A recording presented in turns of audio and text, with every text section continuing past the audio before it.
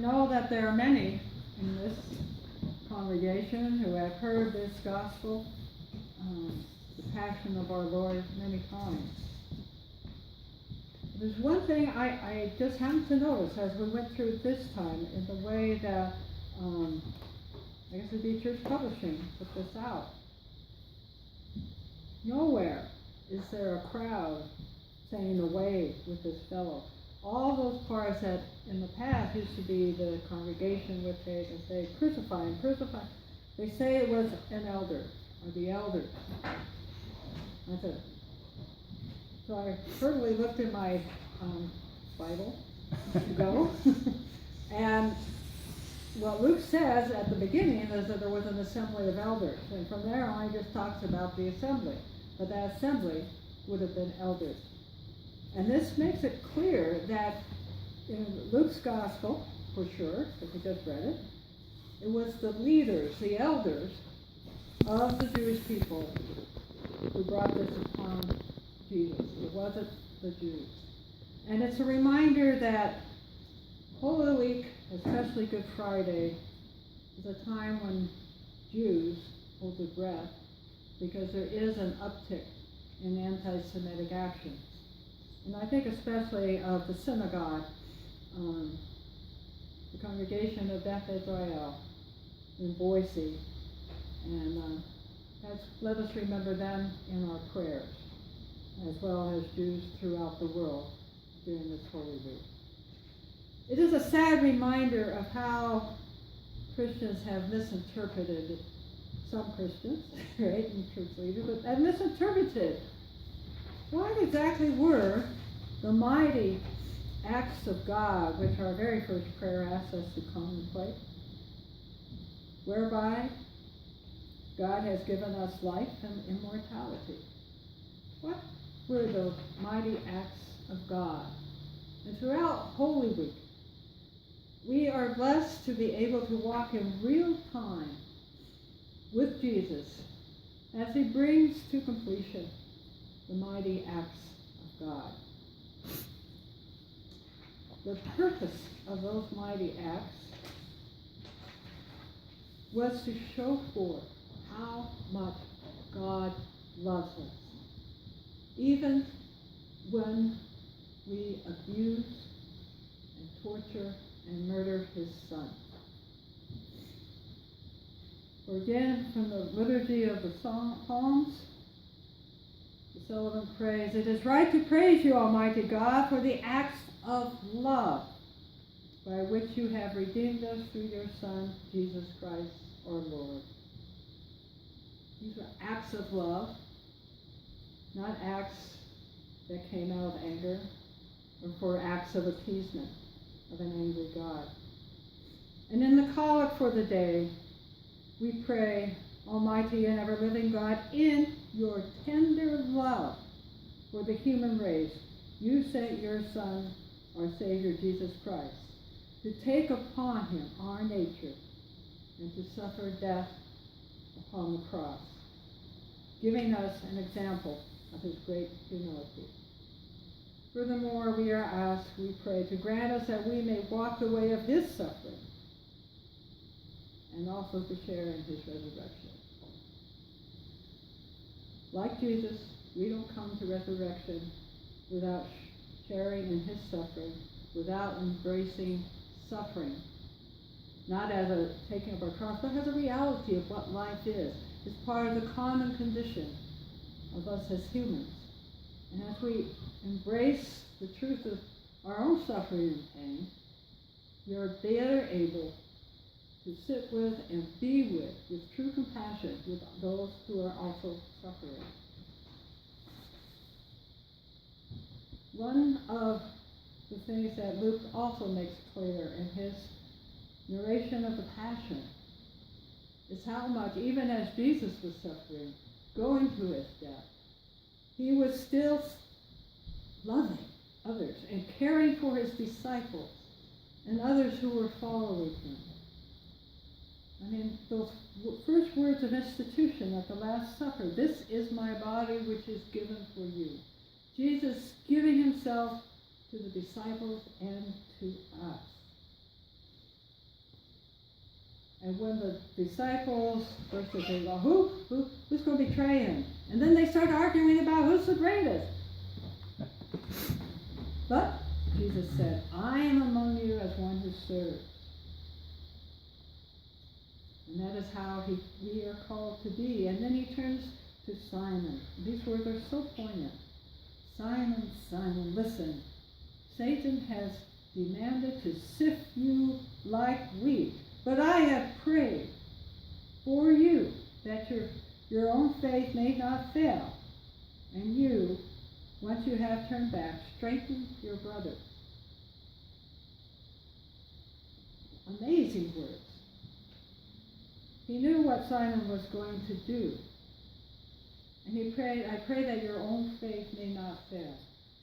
Even when Simon was, say, denying Jesus, his relationship with Jesus, the sign we have as faith did not fail is that he did not do what Judas did.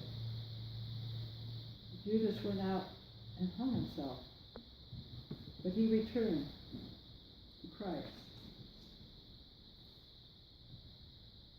And then, when Jesus goes to the Garden of Gethsemane, and Mount Olive, and he asks his disciples not to pray for him, but to pray that you may not come into the time of trial. And after he had wept, tears, and sweat, and blood, and that anguish, he gets up, and he goes to his disciples and says, why are you sleeping? Get up and pray that you may not come into the time of trial. Step by step, Jesus continues to watch after his disciples whom he loves. He gives us another example when the crowd comes to arrest Jesus. One of the disciples says, Lord, should we strike with the sword? And then goes ahead and does it. He strikes the slave who probably dies, and that's why he only got his ear chopped off instead of his head. Jesus said, no more of this. No violence. The kingdom of God does not come through violence. It comes through love, forgiveness, healing, reconciliation. And then he performed the last miracle, or perhaps the next to the last, that I'll talk about in a minute. He touched that slave's ear and healed him. Showing forth again God's love. And the part that says, when Peter denied Jesus 3 times, and it says the Lord turned and looked at Peter. We don't know what kind of look Jesus gave Peter, because Luke doesn't say. Yet in the context of all this, I imagine that Jesus turned and looked at Peter with deep compassion. And Peter realizing that even though he had denied him 3 times, Jesus still loved him, and he wept bitterly. You can only imagine. As he was going to the cross, he sees the women, the daughters of Jerusalem, weeping and wailing, and they're beating their breasts. And he says, daughter of Jerusalem, do not weep for me, but weep for yourselves and your children.